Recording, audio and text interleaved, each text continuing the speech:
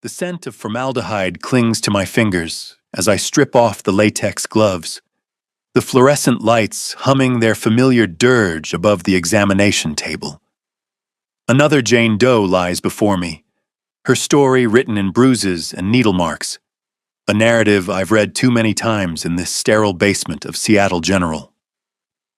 The clock reads 11:47 p.m. on Christmas Eve, and the morgue feels colder than usual, though cold has never bothered me the way it should. I run my hands under the tap, watching pink-tinged water swirl down the drain. The soap's antiseptic burn reminds me why I chose this work. Surrounded by death, I can almost forget what I am, what I was. The dead don't judge. They don't flinch when they catch something predatory flickering behind my careful human mask. My reflection wavers in the metal surface of the sink, and for a moment, I see shadows of the creature I used to be.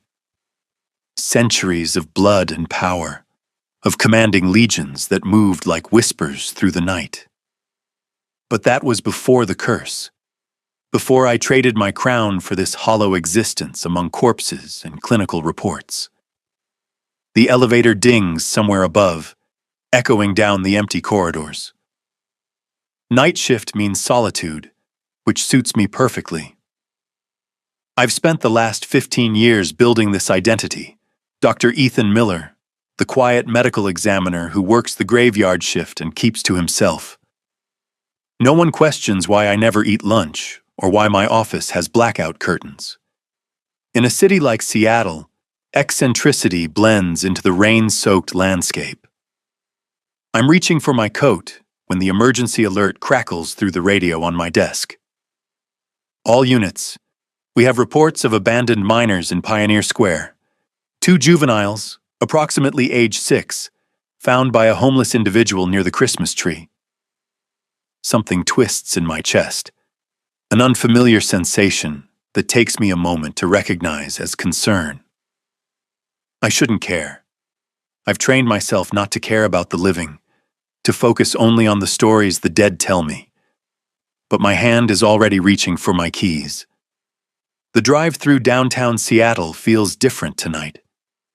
Christmas lights blur past my windshield like fallen stars, and the usual holiday crowds have thinned to scattered groups of late-night revelers and the forgotten souls who call the streets home. Pioneer Square sits in the heart of the old city, where brick buildings hold secrets in their shadows, and the smell of the sound mingles with exhaust and desperation. I park near the towering Christmas tree, its lights casting everything in alternating red and green. 2 patrol cars sit with engines running, their headlights cutting through the mist that rises from the warming grates. I shouldn't be here. This isn't my jurisdiction, isn't my responsibility. But something pulls me forward, a magnetism I haven't felt in decades. The officers stand in a loose circle around a cardboard shelter, their voices low and professional. I catch fragments of their conversation, no identification, hypothermia risk, child services is backed up. I approach slowly, my medical examiner's badge catching the light. Dr. Miller, Seattle General, I say to the nearest officer, a young woman whose breath forms small clouds in the frigid air. I heard the call, thought I might be able to help assess their condition. She nods, stepping aside, and that's when I see them.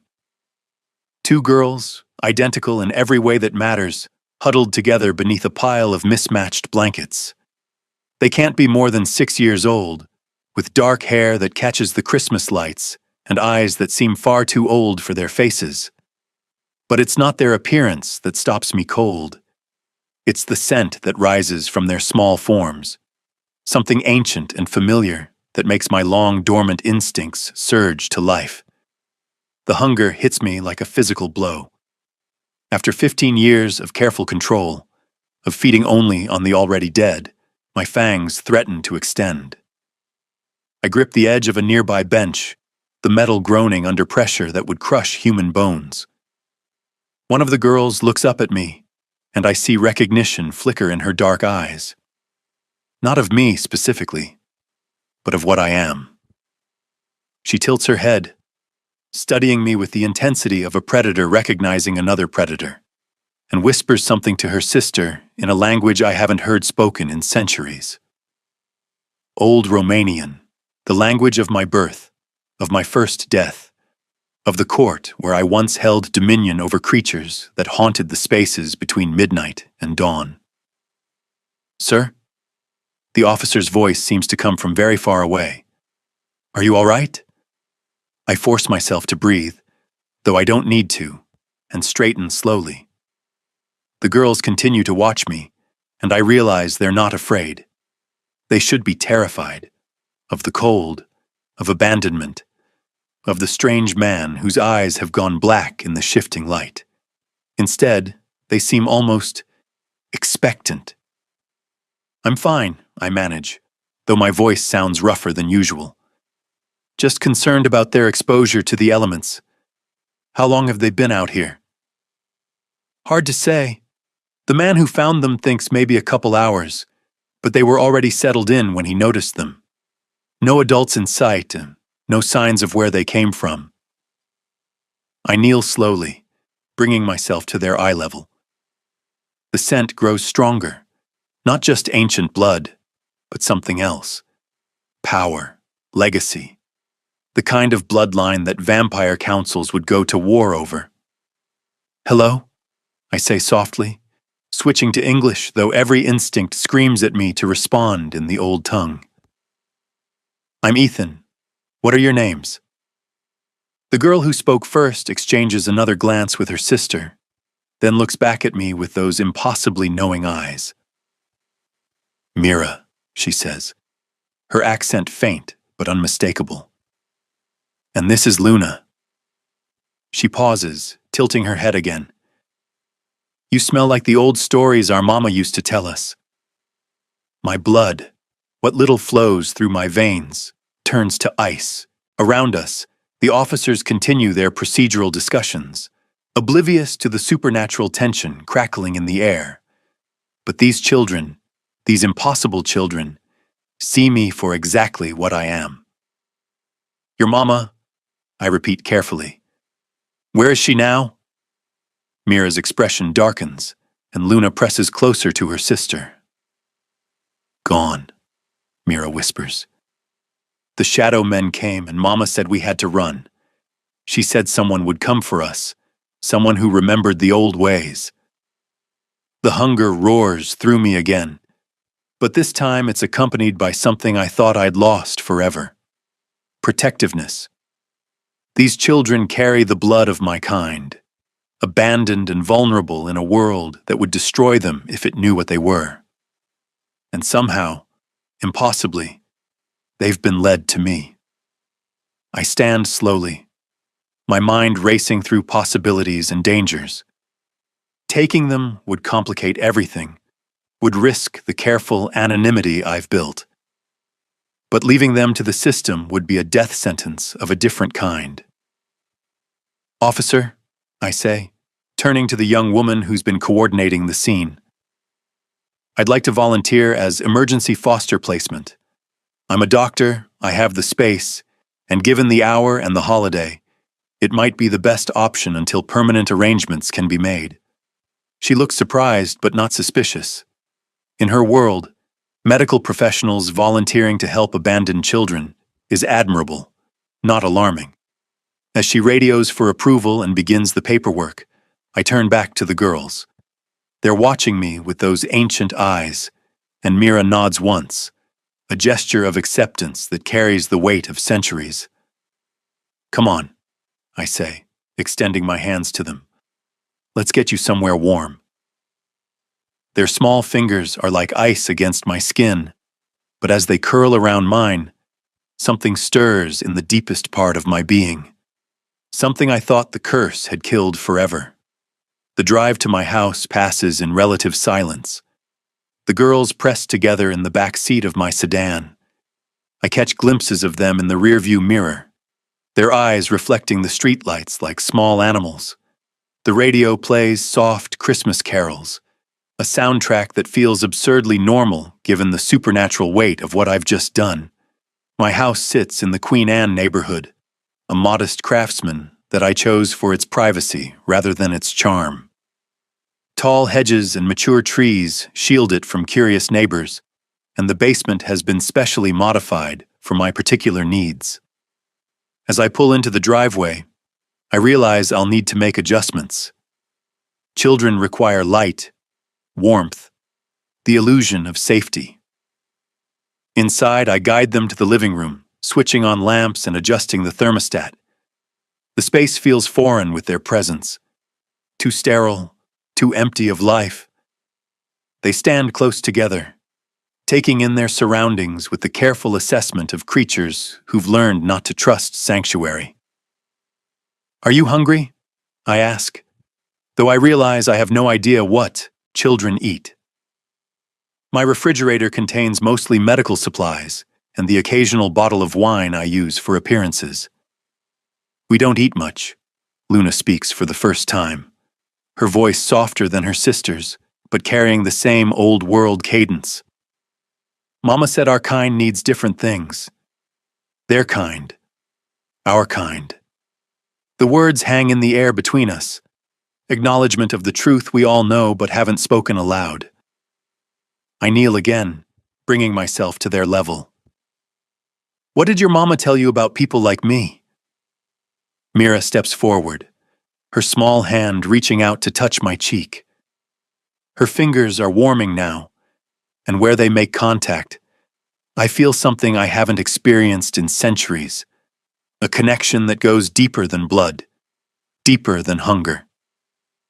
"She said the old kings were sleeping," Mira whispers, "but that one day, when we needed them most, they would wake up." The words hit me like a physical blow.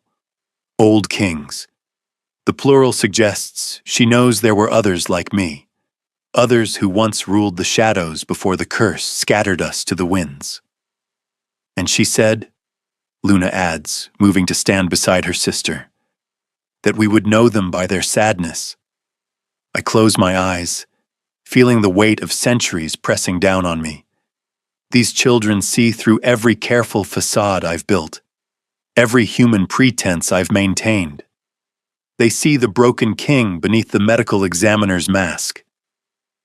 When I open my eyes, they're both watching me with expressions of infinite patience, as if they've been waiting their entire short lives for this moment. "I'm not a king anymore," I tell them, my voice barely above a whisper. "I'm just a man trying to make amends for things he can't undo." "That's what makes you a king," Mira says simply. The simplicity of her statement, the absolute certainty in her voice, cracks something open inside me. For the first time in 15 years, I allow myself to feel the full weight of what I've lost. Not just my power or my immortal court, but my purpose. These children, with their ancient blood and impossible wisdom, are offering me something I thought was gone forever. Redemption. I reach out slowly, gathering them both into an embrace that feels like coming home and stepping into damnation all at once. They melt against me, their small bodies radiating a warmth that seeps through my shirt and into the hollow space where my heart should beat. Their warmth was unbearable. I almost remembered what it felt like to be alive. Their warmth was unbearable. I almost remembered what it felt like to be alive. But memories are dangerous things for creatures like me. As I held Mira and Luna against my chest, feeling their heartbeats drum against my ribs, the careful walls I'd built around my past began to crumble. The scent of their blood, ancient, powerful, familiar, awakened something that had been dormant for decades. I pulled back gently, studying their faces in the lamplight. The resemblance was there, hidden beneath the innocence of childhood, but unmistakable to eyes that had seen centuries pass. The shape of their eyes, the way shadows seemed to cling to them even in the warm glow of my living room, They carried the markers of a bloodline I thought had been extinguished long ago. "We should get you settled," I said, my voice rougher than I intended. "You need rest." But even as I led them upstairs to the guest room I'd never expected to use, questions gnawed at me. Who was their mother? How had she known to send them to Pioneer Square, to the one place in Seattle where their scent would draw me out of hiding? And what were these shadow men Mira had mentioned? I found spare blankets in the linen closet, my hands moving on autopilot while my mind raced. The guest room felt too exposed, too vulnerable with its large windows facing the street. I pulled the curtains closed and switched on the bedside lamp, casting everything in warm yellow light. "Will you stay?" Luna asked as I tucked the blankets around them. Her dark eyes held a fear she hadn't shown before, the kind of terror that comes from being abandoned too many times. "I'll be downstairs," I promised. "Just call if you need anything." But sleep didn't come for any of us. I sat in my kitchen, staring at my hands and trying to process what had happened. Every instinct screamed that I should contact child services, should remove myself from this situation before it spiraled beyond my control. These children were a complication I couldn't afford, a risk to the careful anonymity that had kept me alive. Yet when I closed my eyes, I saw Mira's face as she'd whispered about old kings. I felt Luna's small hand in mine, trusting and warm. For 15 years, I'd existed in a state of suspended animation, neither truly alive nor properly dead. These children had awakened something in me that felt dangerously close to hope. The sound of footsteps on the stairs interrupted my brooding.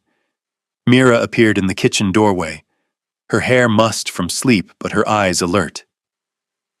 "Luna's having the dreams again," she said simply. I followed her upstairs, finding Luna curled in a tight ball beneath the blankets, her small body trembling. She was speaking in her sleep, words in that ancient Romanian that made my blood sing with recognition. "She dreams of the shadow court," Mira explained, climbing back into bed beside her sister. "Mama said it's because our blood remembers what came before." I knelt beside the bed, reaching out instinctively to smooth Luna's hair. The moment my fingers made contact with her skin, the trembling stopped. Her breathing evened out, and the foreign words faded into peaceful silence. "You have the touch," Mira observed, her voice carrying a gravity that belonged to someone far older. "Mama said only the true kings could calm the blood dreams." "I'm not," I started, but she cut me off with a look that was pure ancient authority despite her 6-year-old face. "You are what you are," she said. "Pretending doesn't change the truth." The next few days passed in a strange domestic rhythm that felt both foreign and achingly familiar. I called in sick to work, something I'd never done in 15 years, and focused on making the house habitable for 2 small children who seemed to exist half in this world and half in another. They ate little, as Luna had warned, but what they consumed was telling. Raw meat disappeared from my refrigerator, along with the bottle of red wine I'd been saving. They drank water mixed with drops of my blood, something they requested so matter-of-factly that I complied before my rational mind could object. During the day, they slept deeply, curled together like puppies in the guest room with its heavy curtains. At night, they came alive with an energy that reminded me of my own nocturnal nature. We played quiet games by lamplight, and they told me fragments of stories their mother had shared, tales of vampire courts and ancient bloodlines, of kings who ruled from shadow thrones and the curse that had scattered them to the winds. "Mama said you would know about the covenant," Mira said on the 3rd night, her small fingers tracing patterns on the coffee table that looked suspiciously like ritual symbols. The word hit me like a physical blow. The covenant. I hadn't heard that name spoken aloud in over a century, hadn't allowed myself to think about the ancient council that had once governed our kind with iron discipline and merciless judgment. "What did she tell you about the covenant?" I asked, though part of me dreaded the answer. "That they're coming back," Luna whispered, her eyes wide in the lamplight. "That they want to finish what they started." Before I could respond, before I could process the implications of what she'd said, the doorbell rang. It was past midnight on a Thursday. No one had reason to visit me at this hour, and the sound sent ice through my veins. I motioned for the girls to stay quiet and moved to the front window, peering through a gap in the curtains. A woman stood on my doorstep, her dark hair damp from the Seattle drizzle. She was young, maybe in her late 20s, with the kind of beauty that seemed to glow from within despite the exhaustion etched in her features. But it was her scent that made my breath catch. The same ancient power that clung to the twins, but stronger, more concentrated. "Mama," Mira breathed behind me, and I realized she'd crept up to look out the window despite my instructions to stay hidden. The woman on my doorstep was Hannah, the mother who had sent her children into the night to find me. And from the way she held herself, the careful way she scanned the shadows around my house, she knew exactly what kind of creature had taken them in. I opened the door slowly, keeping my body between her and the interior of the house. Up close, she was even more striking, with eyes that held the same ancient knowledge as her daughters, but tempered with a desperation that made my chest tighten. "Dr. Miller," she said, her voice carrying the faintest trace of an accent. "I believe you have something that belongs to me." "Hannah." It wasn't a question. The resemblance was unmistakable, and the way Mira had whispered "Mama" left no doubt. She nodded, her gaze flicking past me toward the living room where I knew the twins were hiding. "May I come in?" Every instinct screamed at me to refuse. This woman represented complications I wasn't prepared to handle, questions I didn't want to answer. But she was also their mother, and despite everything supernatural about this situation, that bond carried weight I couldn't ignore. I stepped aside, and she entered with the fluid grace of someone accustomed to moving through dangerous territory. The moment she crossed the threshold, the air in the house seemed to thicken with power. Whatever these three were, their combined presence created something that made my vampire senses sing with recognition and warning. "Girls," Hannah called softly, and they emerged from the living room like shadows given form. The reunion was quiet but intense, all three of them speaking in rapid Romanian while I stood awkwardly in my own entryway. Finally, Hannah turned back to me, her daughters pressed close to her sides. "Thank you," she said simply, "for keeping them safe." "Safe from what?" I asked, though I suspected I already knew the answer. Her expression darkened, and she glanced toward the windows as if expecting to see watchers in the shadows. "From those who would use their blood to reclaim what was lost," she said. "The Covenant has been gathering strength, Dr. Miller. They know about the twins, about what their lineage represents." The confirmation of my worst fears settled in my stomach like a stone. The Covenant, the ancient council that had once ruled vampire society with absolute authority, was not the historical relic I'd hoped it had become. "And what does their lineage represent?" I asked, though part of me already suspected the answer would change everything. Hannah's smile was sad and knowing. "They are the last of the Dracul bloodline, the true heirs to the Shadow Throne." The words hit me like a physical blow. Dracul, the name that had once struck terror into the hearts of both vampire and human alike. The bloodline that had produced the most powerful vampire kings in history, including the one who had cursed me to this half-existence between life and death. I staggered backward, my carefully controlled facade cracking. That's impossible. The Draco line was extinguished centuries ago. Hidden, Hannah corrected. Scattered and hidden, but not destroyed. My grandmother was the last known heir, and she spent her life running from those who would use her blood to legitimize their claim to power. And now the Covenant knows about them, I said, the pieces falling into place with horrifying clarity. She nodded. They've been hunting us for months. I thought I could keep them safe, keep them hidden, but... She trailed off, her hand moving protectively to rest on Mira's shoulder. They found us in Portland. We barely escaped. So you sent them to me. It wasn't an accusation, just a statement of fact. I sent them to the one person in Seattle whose reputation preceded him, the vampire king who chose exile over empire, who turned his back on power to live among the dead. Her eyes met mine, and I saw a flicker of something that might have been admiration. I gambled that your conscience was stronger than your hunger. The irony wasn't lost on me. I'd spent 15 years trying to escape my past, only to have it delivered to my doorstep in the form of 2 6-year-old girls who carried the blood of my greatest enemy. What do you want from me? I asked, though I suspected I already knew. Protection, she said simply.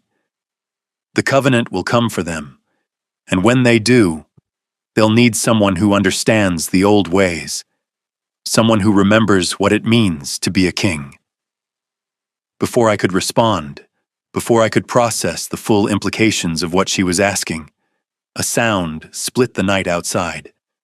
Sharp and piercing, like metal scraping against stone, it rose from the darkness beyond my carefully tended hedges.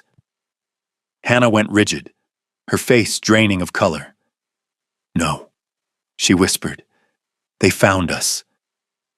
The twins pressed closer to their mother, their small faces reflecting a terror that belonged to creatures who had learned to fear the dark.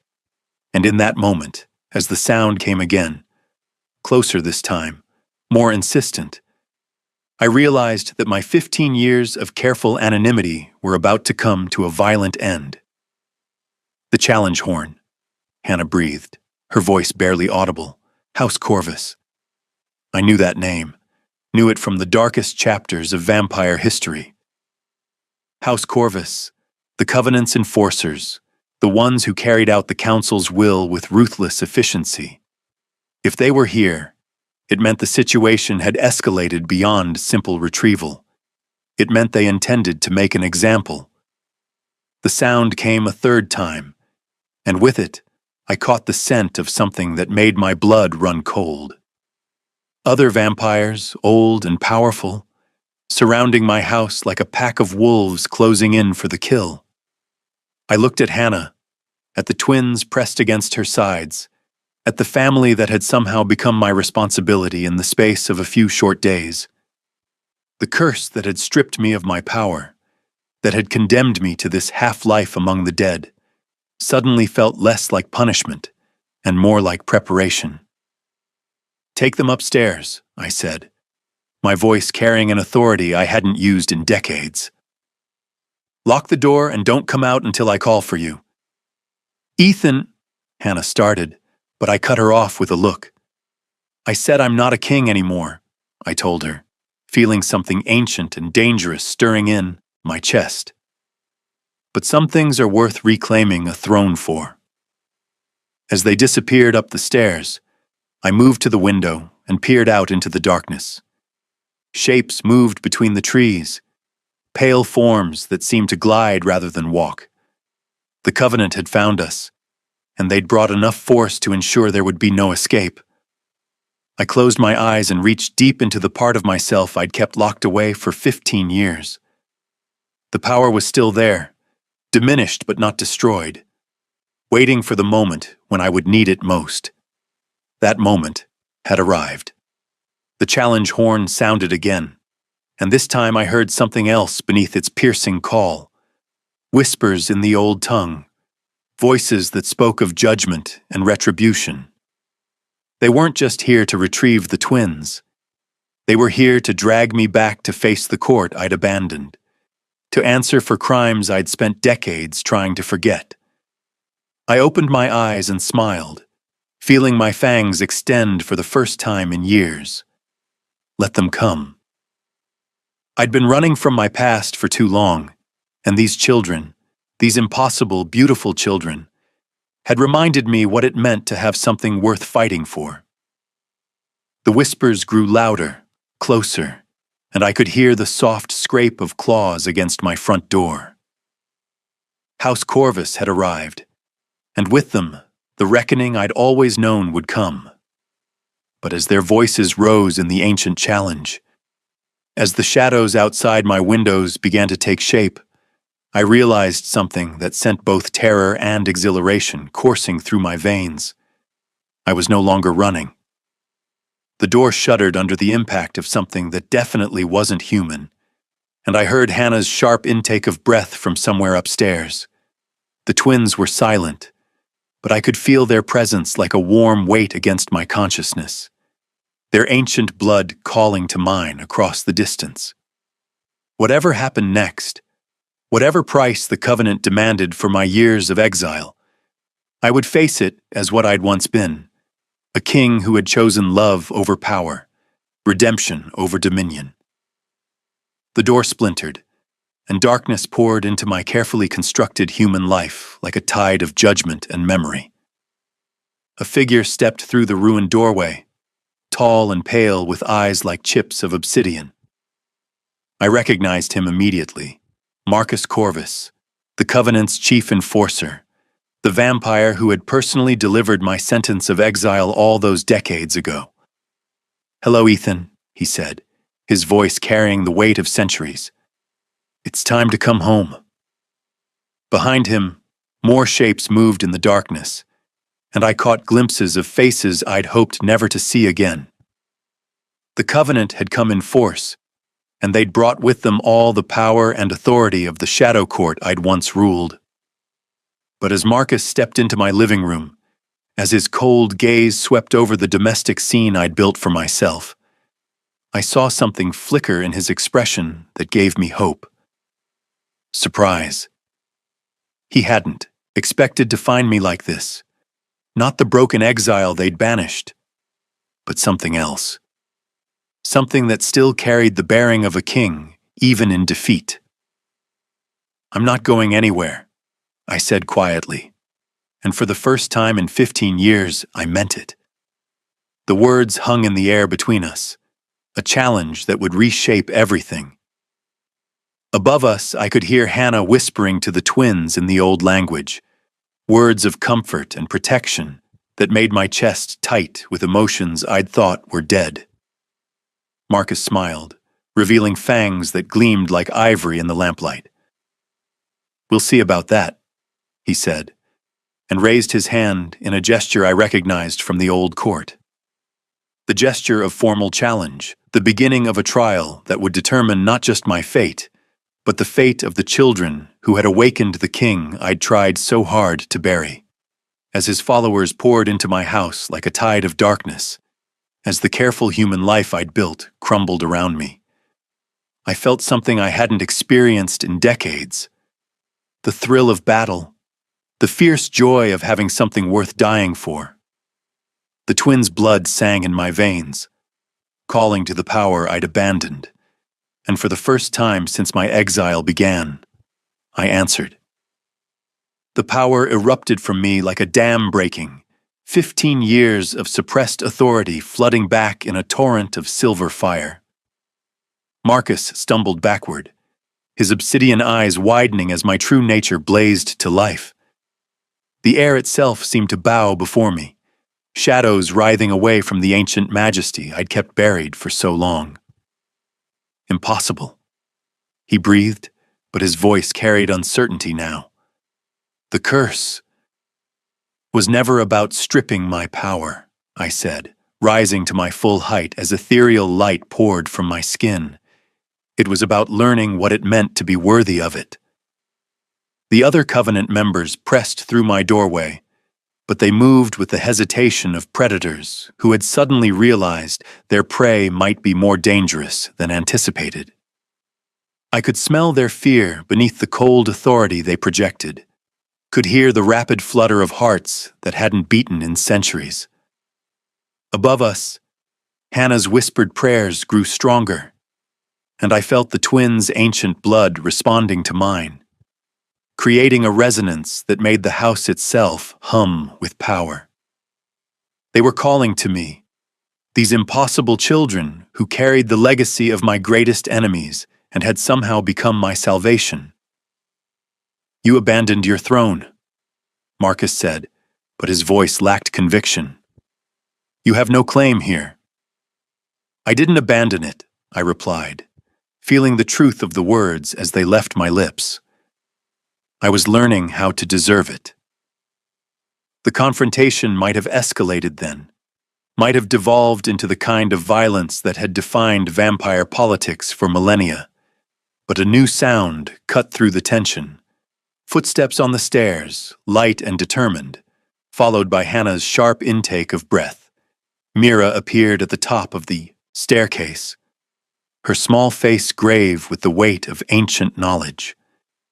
Luna stood beside her, and together they began to descend, their mother trailing behind with a mixture of terror and resignation in her eyes. "You don't need to hide us anymore," Mira said, her 6-year-old voice carrying the authority of bloodlines that stretched back to the dawn of vampire civilization. "We know who we are." Marcus turned toward them, his predatory instincts overriding his caution. "The Dracul heirs," he said, and I heard hunger in his voice. "Do you know what your blood can do? What power it can restore to those worthy of wielding it?" "We know what it's already done," Luna said simply, and her dark eyes found mine across the room. "It woke up the king who was sleeping." The words hit me like a revelation, pieces of a puzzle I hadn't even known I was solving clicking into place with devastating clarity. The twins' blood hadn't just awakened my power, it had awakened my purpose. For 15 years, I'd been a king without a kingdom, a protector without anyone to protect. These children had given me something I'd thought was lost forever, a reason to be what I was meant to be. "The blood remembers," Hannah said softly, moving to stand beside her daughters. "It calls to its own kind, seeks out those who can understand its burden." I looked at this family, this impossible, beautiful family, and felt something shift inside me. The curse that had bound me for so long wasn't breaking. It was transforming, becoming something else entirely. Not punishment, but preparation. Not exile, but education. "You want the throne back," Marcus said, and there was calculation in his voice now. "The covenant could restore you, make you what you once were. All we ask is—" "No." The word came out with such finality that even the shadows seemed to pause. Marcus blinked, clearly not having expected this response. "The old ways are dead," I continued, feeling the truth of it settle in my bones. "The shadow courts, the blood hierarchies, the endless hunger for power over others, it's all poison. It's what created the curse in the first place." I moved toward the twins, and Marcus stepped aside despite himself. The power radiating from me wasn't the cold authority of the old vampire kings. It was something warmer, more protective, something that had learned the difference between ruling through fear and leading through love. "These children don't need a king," I said, kneeling before Mira and Luna so I could meet their eyes. "They need a guardian, someone who understands what their blood means and will help them choose how to use it." "The covenant will never allow," Marcus started, but I cut him off with a look that made him take an involuntary step backward. "The covenant has no power here," I said, rising to face him. "This is my domain, and these are my people. If you want to challenge that, then let's settle this the old way." The formal, challenge hung in the air between us, ancient and binding. Marcus's followers shifted nervously, recognizing the trap I'd laid. In the old courts, a challenge could only be refused by admitting weakness, and Marcus's pride would never allow that. But as he opened his mouth to accept, Luna stepped forward and placed her small hand in mine. "He doesn't want to fight you," she said, her voice carrying a wisdom that belonged to someone far older. "He's scared." The simple truth of it stopped Marcus cold. I could see it in his eyes, not just fear of my restored power, but fear of what I represented. A vampire who had found something beyond the endless hunger, who had discovered that true strength came not from domination, but from protection. "The old ways are dying," I said gently, and for the first time, I felt pity for this creature who had once terrified me. "You can die with them, or you can learn to live with what's coming next." Marcus looked around my living room, at the domestic warmth I'd created, at the family I'd chosen to protect, at the evidence of a vampire who had found peace in service rather than dominion. I could see the moment when his certainty cracked, when the absolute authority of the covenant met something it couldn't understand or control. "This isn't over," he said finally, but the words lacked conviction. "Yes, it is," Hannah said, moving to stand beside me. "The blood has chosen its guardian. The Dracul line recognizes its protector." As if summoned by her words, power flowed between us, mine, hers, and the ancient legacy carried in the twins' veins. It wasn't the cold fire of vampire authority, but something warmer and more enduring. The power of family, of chosen bonds that transcended blood and species. Marcus felt it too. I could see the recognition in his eyes, the understanding that he was witnessing something unprecedented in vampire history. A king who had chosen love over power, who had found strength in protection rather than conquest. "The Covenant will remember this," he said, but he was already backing toward the door. "Good," I replied. "Tell them that the age of shadow courts is ending. Tell them that the future belongs to those who choose to build rather than destroy." One by one, his followers melted back into the darkness, their forms dissolving like smoke in the Seattle rain. Marcus was the last to go, pausing in my ruined doorway to look back at the scene he was leaving behind. "You could have had everything," he said, and there was genuine confusion in his voice. I looked down at Mira and Luna, at their small hands warm in mine, at Hannah whose eyes held a gratitude deeper than words. The house around us hummed with the contentment of a family finally complete, the peace of a guardian who had found his purpose. "I do have everything," I said simply. Marcus vanished into the night, and with him went the last connection to the vampire I'd once been. The silence that followed felt different from the oppressive quiet of my exile. This was the peaceful silence of a home where love lived, where ancient curses had been transformed into blessings. "Is it really over?" Hannah asked, her voice barely above a whisper. I considered the question, feeling the changed nature of the power that flowed through me. The curse was still there, but it no longer felt like chains. It felt like roots, anchoring me to something more important than any throne. "The old story is over," I said. "The new one is just beginning." Over the following weeks, as winter deepened into the heart of Seattle's rainy season, we learned to be a family in ways that defied every convention of both human and vampire society. The twins flourished under my protection, their ancient blood settling into a rhythm that spoke of peace rather than power.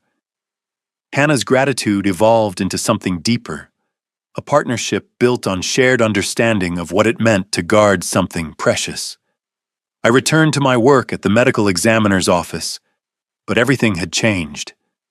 The dead no longer whispered of loneliness and regret.